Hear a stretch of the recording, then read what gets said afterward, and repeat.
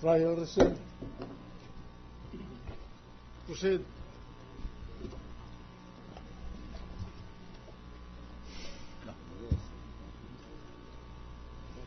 Go ahead.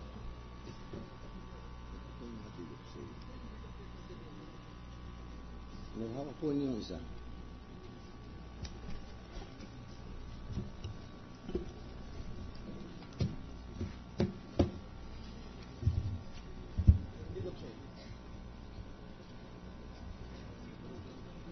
Hindi na nga yung deed of sale na lang ito. Lagyan mo na lang yan.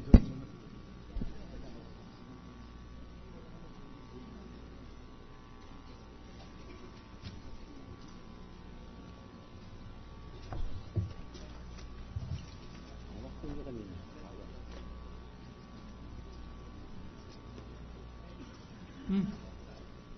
Head. Hindi wala. Hindi yan.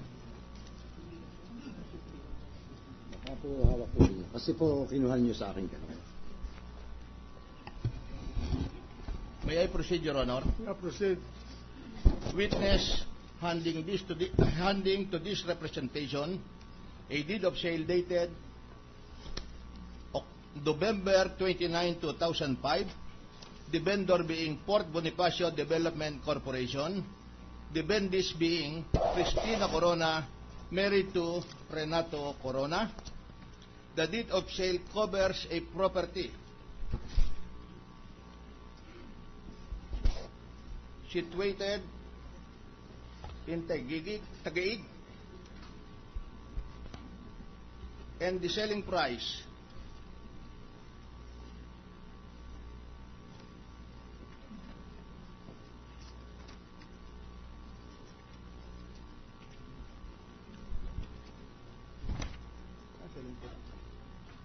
Mr. President, apparently there will be no necessity for this because it is not the testimony of the witness that will enable to identify this property, but the buried document. So the document will speak for itself. They have marked it. Our assumption is they will present it as evidence, Your Honor. Let the prosecutor present his evidence. Anyway, he's just describing from the document. Unless Yes, Your Honor. there's an indication of variance of his description with the contents of the document. Thank you, Your Honor. What I just wanted to object is the time consumption, Your Honor, because the identity of the document is mentioned in the document itself. I leave it to the prosecutor to present his case. Thank you, Your Honor. Thank you very much for that very grateful allowance coming from the Senate President. May I just make it of record, Your Honor, that actually why we have some trouble insofar as arranging the documents are concerned, I was informed by the city assessor that before the start of the trial, by the city register of deeds, that before the start of the trial, he was required to have his documents be photocopied. And therefore, he was not able to arrange it properly in order to have a systematic presentation of his documents. Correct. Normally, in the ordinary course of business, the registerable document is the deed of sale, for which the CCT is issued. And that's why I was suggesting that you follow the order of the sequence of evolution of titling. So proceed. Well, aside in the subpoena, it is also provided for you to present the CCT number 164-201-00062 in the name of the spouses Cristina Corona and Renato Corona. Do you have the original of that CCT?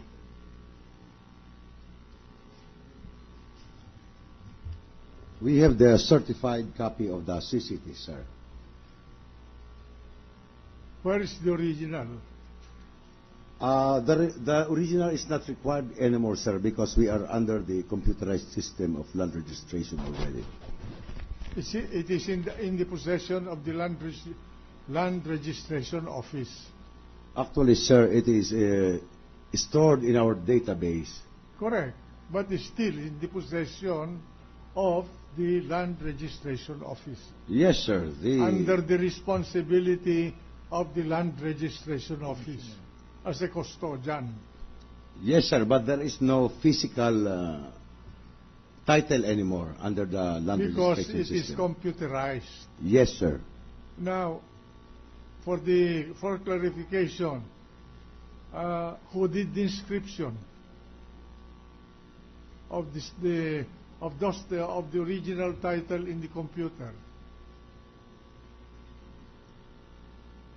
Our office did, sir, because we are the ones who are processing in the registry of deeds of Taguig, where the title is, where the land is located, where the lot. Who did the inscription into the computer of the original title?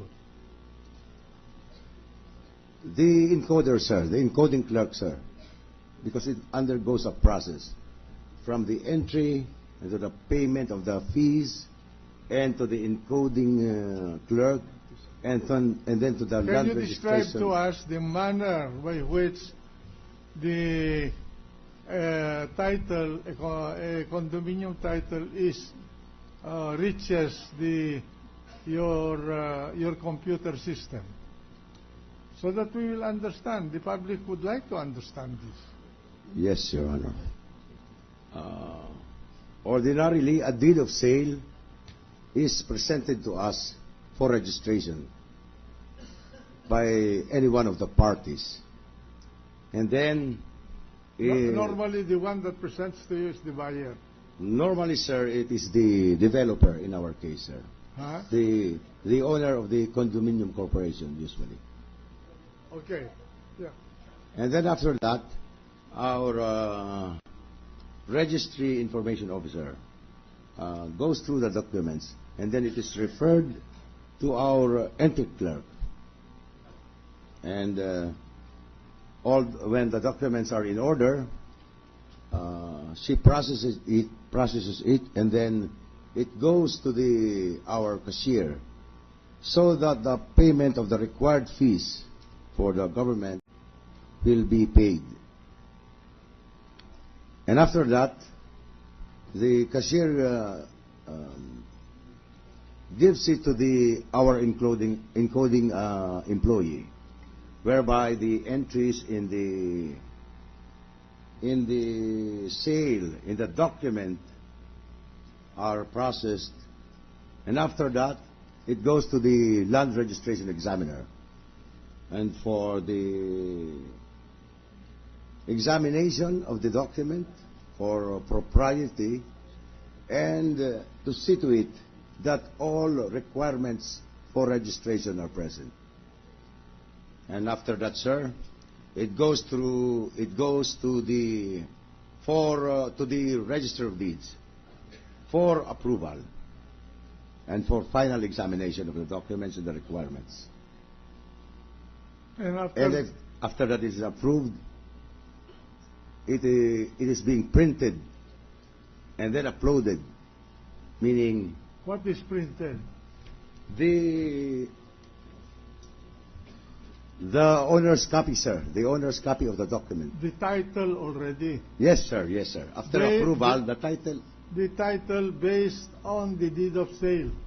Yes, sir. Yes, Your Honor. And it describes the condominium unit titled to the buyer, and that is entered into the condominium certificate of title.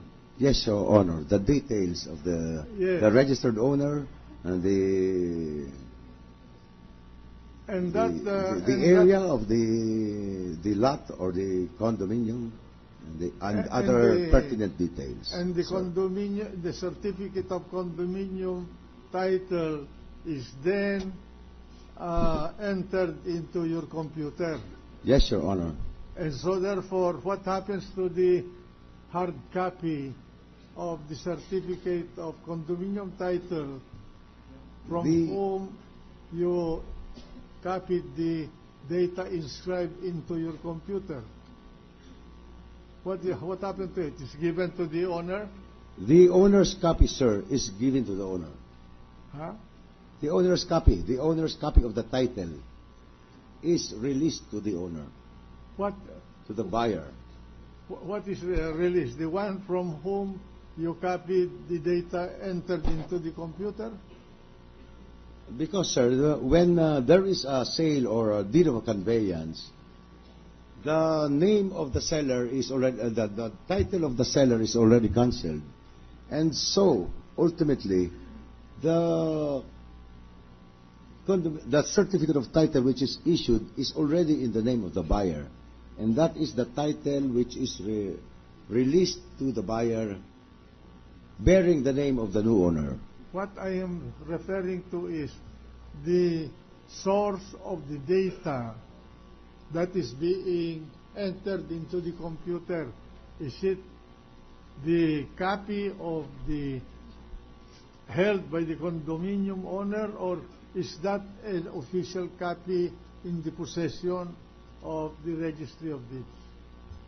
Actually, sir, the details in the new title are copied from the old title.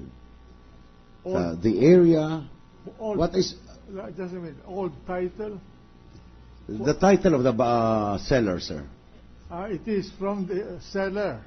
Yes, sir. The details, the area, and the other details are From the old title. from the old, from the title of the In seller, other words, sir. it is likened to the OCT in land titles.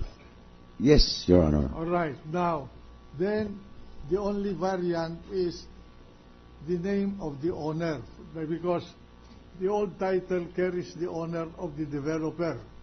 Yes, Your Honor. And now, when it is sold by the developer, the title of the developer is cancelled, and in lieu thereof, a new condominium certificate of title is issued in the name of the condominium owner.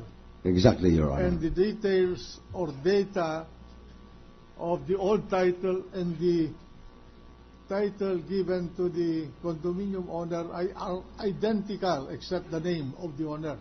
That is true, Your Honor. And the data encrypted in the computer are the same except for the ownership. Exactly, Your Okay. Honor, sir. Proceed.